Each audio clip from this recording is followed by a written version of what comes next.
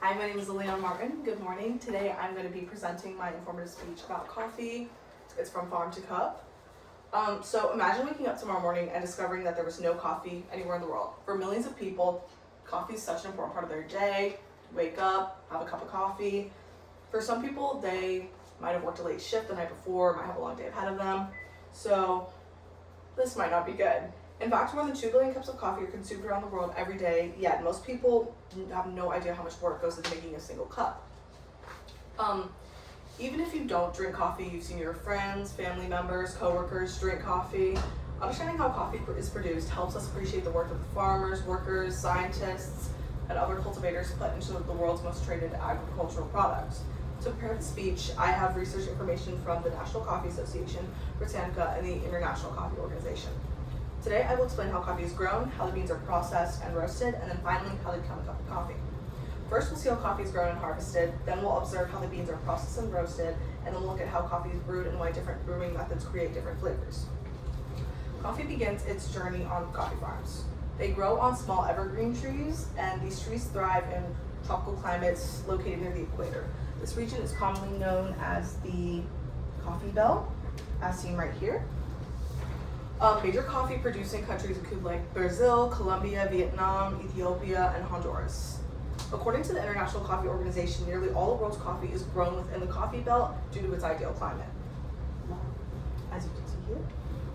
Okay. Coffee plants produce cherries rather than beans. They start off as flowers and they bloom into these bright red fruits called coffee cherries. Each cherry contains 2 seeds, which are like the actual physical beans.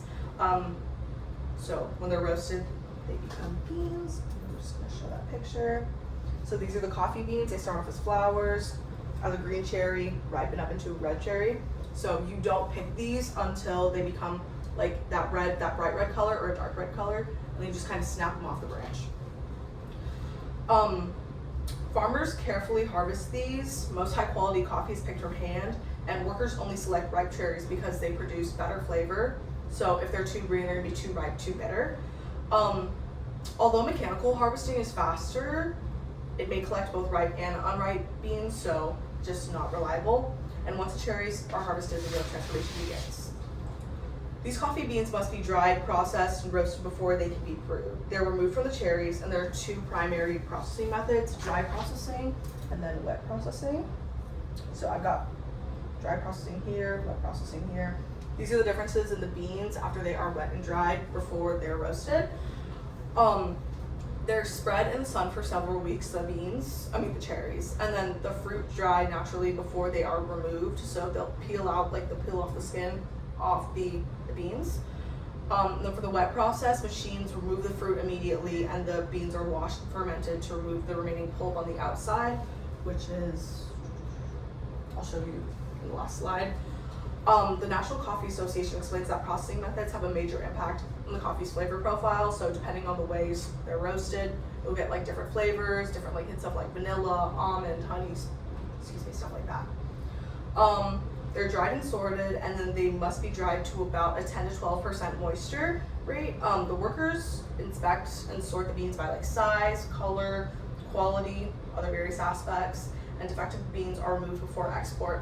So sometimes what they'll do with these beans is they'll make like commercial coffee, like coffees for restaurants and everything that aren't like high quality, but you know, why waste the beans? Green coffee beans are roasted. Roasting changes almost everything about the beans. So to put it simply, during roasting, the water evaporates, sugar caramelizes, oils develop, and hundreds of aromatic compounds are released. So for roasting levels, you've got your light, medium, and dark roast.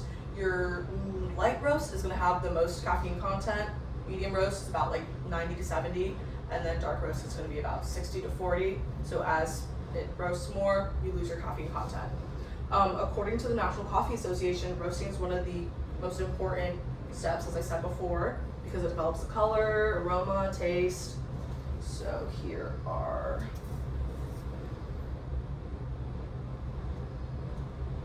great. Okay, my bad.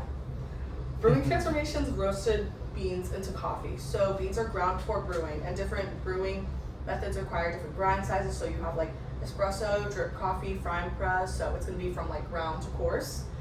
The size of the grind affects how quickly water absorbs into it. Hot water extracts the flavors from coffee grounds, so the water dissolves like the oils, acids, sugars, and aromatic compounds. So the temperature, brewing time, coffee to water ratio, they all influence the final taste. So you'll have different people who make their coffee with like certain amount of grams of coffee beans or coffee grinds to certain milliliters of water.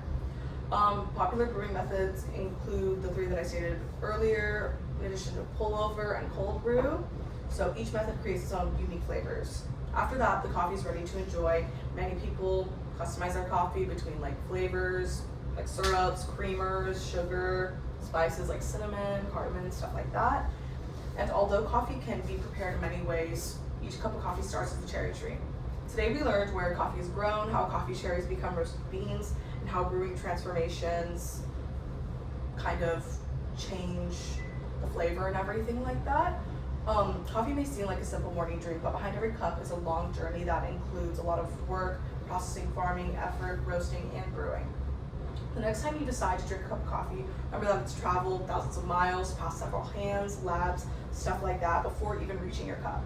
Every cup tells a story of all these people working together to create the drink that started millions of mornings around the world. Thank you.